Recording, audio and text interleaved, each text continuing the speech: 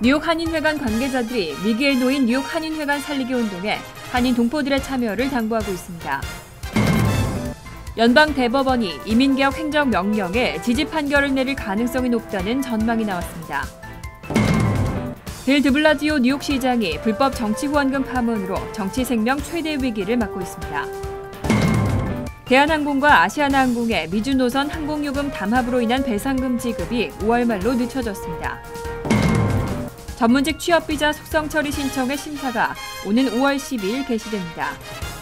이상은 이 시각 주요 뉴스입니다. 여러분 안녕하십니까? KBN 뉴스입니다. 뉴욕 한인회 관계자들이 위기에 놓인 뉴욕 한인회관 살리기 운동에 한인 동포들의 참여를 당부하고 나섰습니다. 당장 5월 11일까지 30만 달러의 체납 세금을 납부하지 않으면 회관에 설정된 담보권이 경매에 넘어가면서 회관의 앞날이 불투명하게 됩니다. 정세진 기자가 보도합니다. 지난 14일 공식 활동을 시작한 뉴욕 한인회관 살리기 위원회. 활동 불과 열흘 만에 20여만 달러를 모금했습니다. 모금액의 절반에 해당하는 10만 달러를 쉐이크 앤 고사가 기탁했지만 전직 회장들과 한인 단체장들의 기부도 이어지고 있습니다. 위원회 회장을 맡은 변종덕 회장과 뉴욕 한인의 김민선 회장이 각각 1만 달러를, 사라킴 부회장과 김기철, 하용화, 이세목 전 회장, 그리고 평통 정재건 회장 등이 기부에 참여했습니다. 50만 동포의 집이기 때문에 우리가 반드시 50만 동포들이 힘을 합해서 지켜야 됩니다. 그러기 위해서는 첫 번째 급한 게 30만 불을 5월 11일 안으로 어떻게 하느냐, 어떻게 모금을 할 수 있느냐. 그래서 우리가 적극적으로 노력을 하고 있고. 당장 5월 11일까지 체납된 회관 부동산 세금 30만 달러를 납부해야 하고 7월 1일까지는 올해 전반기 세금 12만 3천 달러, 그 외에도 변호사 비용과 외부 감사 비용 등 총 85만 달러가 필요한 실정입니다. 은행에 요청한 회관담보대출권은 민승기 전 회장이 사인한 99년 장기리스 계약이 문제가 돼 모두 막힌 상태입니다. 김민선 회장은 현재로서는 회관을 지키는 것이 먼저라며 안타깝고 면목없지만 한인 동포들의 도움을 요청하게 됐다고 밝혔습니다. 우리 동포 여러분들께서 십시일반 이번에 마지막이라고 생각하시고 우리 한인회관을 위해서 동참을 해주신다면 저와 저희 집행부 그리고 역대 회장님들 우리 함께 우리 이번에 한인회관을 살리고 다시는 이러한 전철을 밟지 않도록 저희들이 제재도 강화하고 또 재정적인 면에서 투명하게 운영을 해서 동포 여러분들 실망시키지 않도록 최선을 다할 것입니다.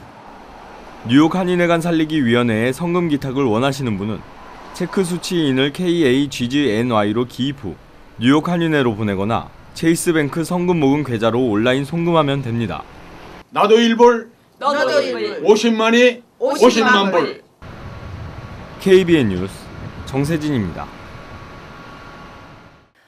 오바마 대통령의 이민개혁 행정명령에 대한 연방 대법원의 심리가 시작됐습니다. 당초 4대4로 무산될 수도 있다는 우려가 컸는데요. 연방 대법원이 지지 판결을 내릴 가능성이 높다는 전망이 나왔습니다. 미국 이민평의회의 멜리사 크로우 법률국장은 최근 미국 이민변호사협회가 주최한 한 세미나에 참석해 연방 대법원이 5대3으로 이민개혁 행정명령 지지 판결을 내릴 가능성이 높다고 예상했습니다. 크로우 국장은 지난 18일 첫 연방 대법원 심리에서 8명의 대법관들 중 루스 베이더 긴스버그, 스티븐 브라이어, 소니아 소토마이어, 엘리나 케이건 대법관 등 4명의 대법관이 행정명령 지지 입장을 분명히 밝혔다며 추가로 1명의 대법관이 행정명령 지지편에 선다면 행정명령이 되살아나게 될 것이라고 말했습니다.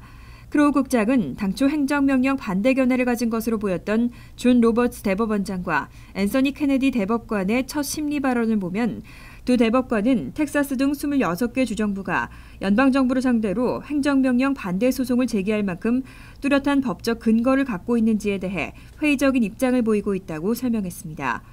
두 대법관 중 1명은 지지 입장을 취할 가능성이 크다는 분석입니다. 연방 대법원의 판결은 오는 6월 중 열릴 예정입니다. 빌 드블라지오 뉴욕시장이 정치 생명 최대 위기를 맞고 있습니다.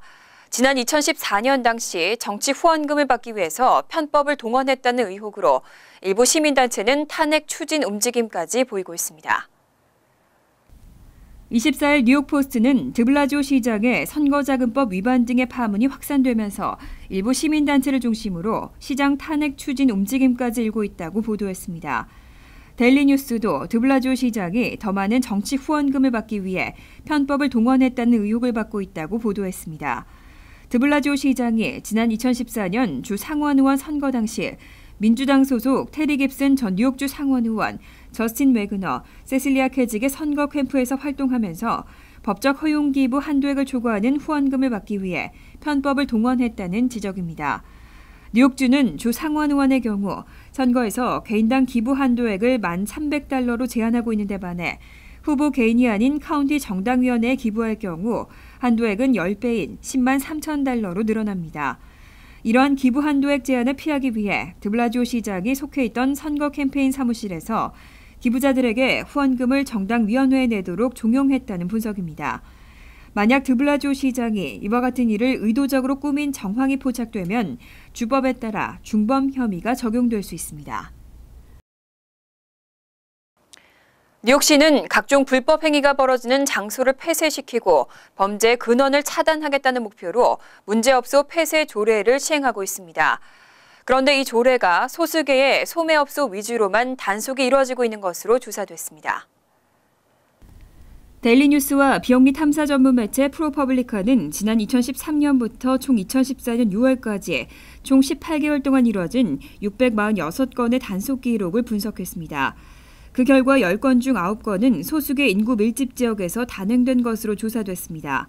경찰서 관할 지역별로 분류한 결과 가장 많은 적발이 이루어진 곳은 브롱스의 웨이크필, 이어 맨하튼 북부 업타운, 인우드였고 이스트 할렘이 그 뒤를 이었습니다. 이 세 지역은 흑인과 히스패닉 주민들이 밀집해 있는 곳입니다. 그 밖에 한인과 중국인들이 많이 모여 사는 백구경찰서 관할 플러싱도 4번째로 많은 적발이 이루어진 것으로 나타났습니다. 법조계 역시 경찰의 단속 관행이 인종적 그리고 지역적으로 편중돼 있다는 것에 동의하는 입장입니다. 주 법원의 한 판사는 업소나 건물 폐쇄 명령을 받으려면 법원의 승인을 받아야 하는데 환경이 좋은 타운에 백인이 운영하는 술집에 대한 폐쇄 명령 요청서는 보기 어렵다고 지적했습니다. 시정부와 시경은 문제업소 폐쇄 조례에 대한 개선안을 강구하겠다고 밝혔지만 아직 뚜렷한 개정안은 마련되지 않았습니다. 대한항공과 아시아나항공의 미주 노선 항공요금 담합으로 인한 배상금 지급이 또다시 늦춰졌습니다. 당초 4월로 예정됐지만 5월 말에야 배상금 배분이 시작될 것으로 보입니다. 이번 집단 소송과 관련한 사안을 처리하는 화해관리기업 러스트 컨설팅 측은 21일 대한항공 승객 반독점 소송화해 웹사이트를 통해 4월로 예정됐던 배상금 배분을 5월 말께나 할 수 있을 것이라고 밝혔습니다. 웹사이트 공지에는 배상과 쿠폰 교환을 위한 웹사이트 구축과 관련해 기술적 문제가 있다며 배분 작업을 끝내기 위해 최선을 다하고 있지만 5월 말께나 시작할 수 있을 것으로 보인다는 내용이 담겼습니다.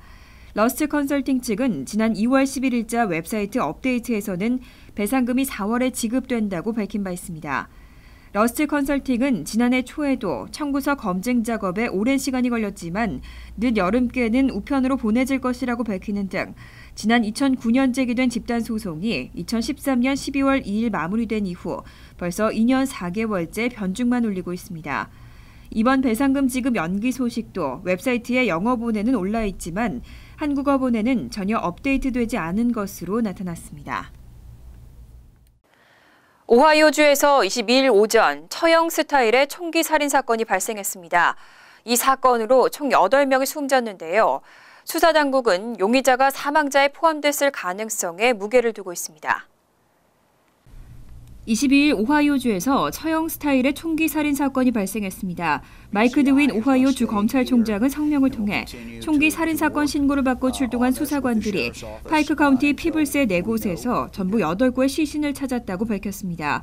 10대 2명을 포함한 7명의 시신은 멀리 떨어지지 않은 3개의 주택에서 발견됐고 이들은 한 가족인 것으로 추정되고 있습니다. 8번째 시신은 또 다른 장소에서 발견됐지만 8번째 사망자와 나머지 7명과의 관계는 아직 명확하게 확인되지 않았습니다. 수사 관계자들은 7명의 죽음과 관련해 처형 스타일의 살인이라고 표현하고 묻지마 스타일의 무차별 살인은 아닌 것으로 보인다고 밝혔습니다. 수사 당국은 범행 동기와 죽은 사람의 신원을 확인하기 위해 노력하고 있다고 밝혔습니다. 특히 용의자가 사망자에 포함돼 있을 가능성에 무게를 두고 있는 것으로 알려졌습니다. 한편 주택 중 한 곳에서는 생후 5일 된 갓난아기와 태어난 지 6개월 된 아기가 살아있는 채로 발견됐습니다. 전문직 취업비자 속성 처리 신청의 심사가 오는 5월 12일 개시됩니다. 예년에는 통상적으로 4월 중순이었는데요. 올해는 예상보다 많은 신청서가 몰리면서 한 달가량 늦어졌습니다. 이민서비스국은 24일 보도자료를 통해 올해 전문직 취업비자 속성 처리 신청의 심사는 5월 12일 개시된다고 밝혔습니다. 이민서비스국은 예상보다 많은 속성 처리 신청서가 접수된 데다 일반 취업비자 신청도 기록적인 양이 접수되면서 데이터 입력 작업에 많은 시간이 소요된다고 이유를 밝혔습니다. 올해는 학사용과 석사용 등 총 8만 5천 건의 쿼터에 23만 6천 건이나 몰리면서 2.77대 1의 경쟁률을 보이고 있습니다. 1,225달러의 수수료를 내야 하는 속성 처리의 경우 신청을 접수한 날로부터 15일 이내에 심사 결과를 통보하도록 규정돼 있습니다. 특히 다른 비자와 H-1B 비자 중 쿼터 제한을 받지 않는 경우 속성 처리를 하면 접수일로부터 15일 이내에 결과가 통보됩니다.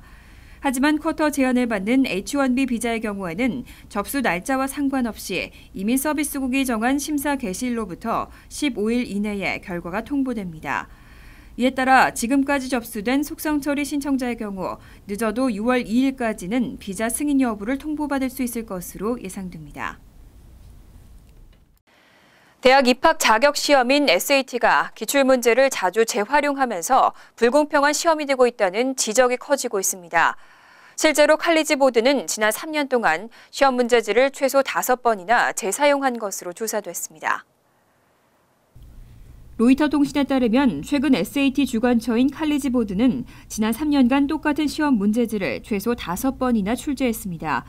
실례로 지난 2015년 4월 15일 치러진 SAT의 상당수 문제는 2013년 6월 시험 문제와 동일했습니다.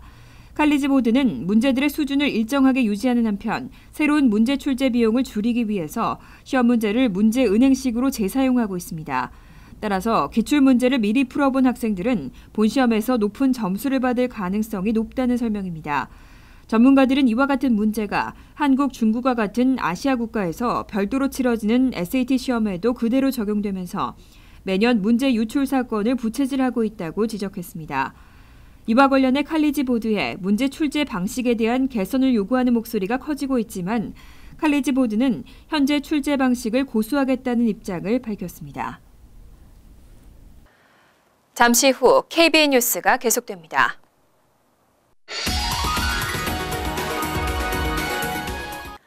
이어서 LA 지역 한인사회 소식입니다. LA 총영사관에 새로 부임한 이기철 신임 총영사가 지역 언론과의 첫 간담회를 가졌습니다. 이 신임 총영사는 부임 인사와 함께 앞으로의 활동 방향을 밝혔습니다. 이기철 총영사는 오늘 오후 3시 총영사관에서 열린 언론 간담회에서 영사관의 문턱을 낮추고 한인들에게 실질적인 도움을 줄 수 있도록 노력하겠다며 첫 부임 인사를 전했습니다. 특히 지난해 3월부터 재외동포 업무를 총괄하는 재외동포 영사대사로 재직해온 이 총영사는 그동안 LA 지역에서 발생하고 있는 한인 관련 이슈들에 귀를 기울이고 있었다며 앞으로 하나씩 개선해 나가겠다고 말했습니다.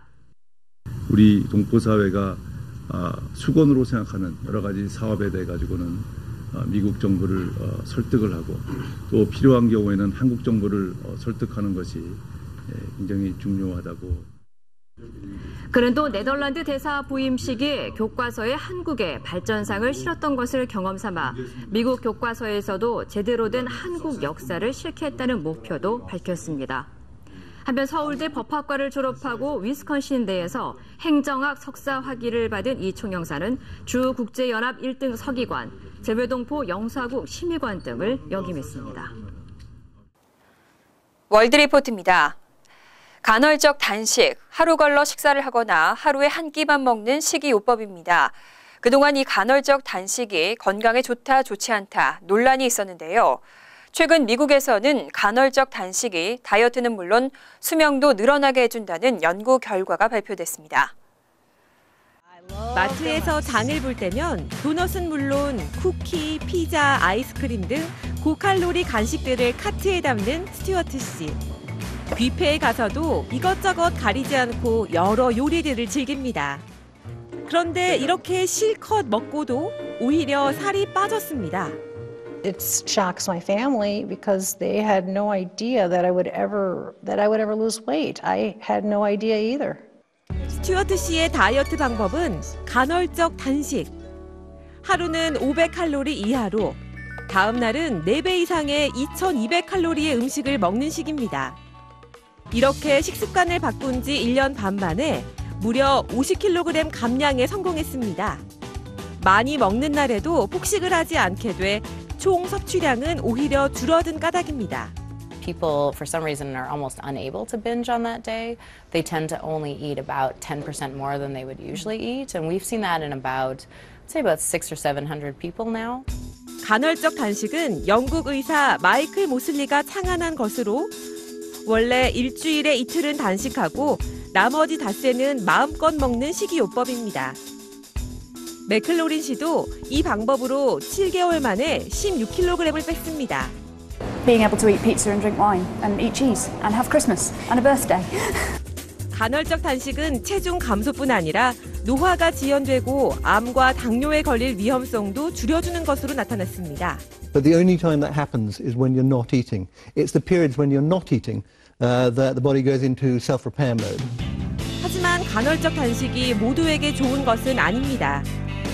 전문가들은 당뇨병이나 신진대사와 관련한 질병이 있을 경우 간헐적 다이어트가 저혈당증과 같은 치명적인 결과를 유발할 수 있다며 주의를 당부했습니다.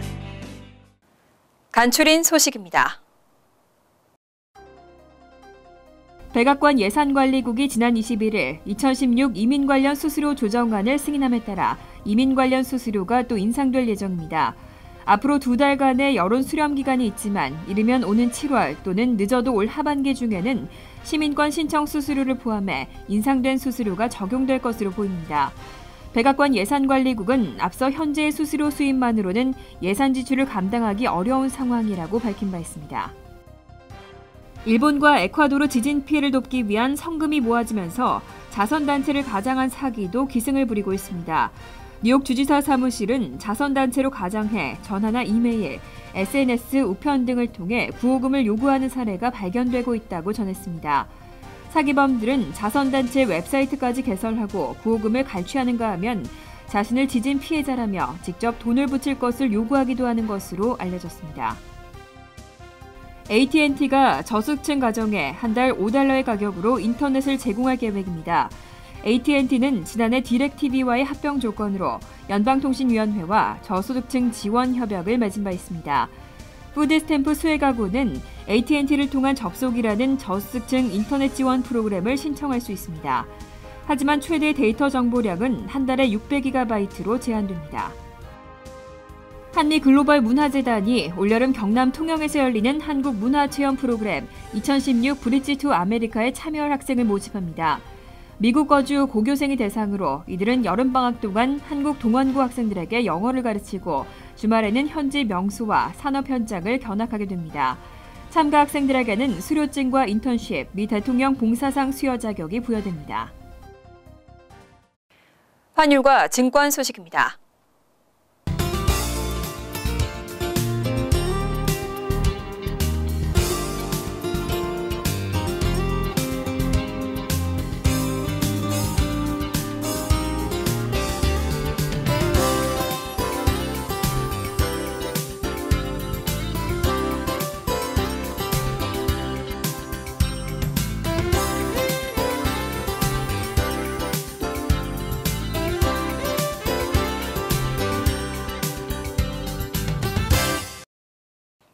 이어서 날씨입니다. 화요일은 때때로 천둥 번개와 함께 소나기가 내리겠습니다. 낮 최고 기온은 67도, 섭씨 19도, 밤 최저 기온은 44도, 섭씨 7도로 예상됩니다. 수요일은 화창하고 좋은 날씨가 되겠습니다. 목요일은 흐리고 쌀쌀한 가운데 오후에는 소나기 오는 곳이 있겠습니다. 이상으로 KBN 뉴스를 마칩니다. KBN과 함께 즐거운 시간 되시기 바랍니다.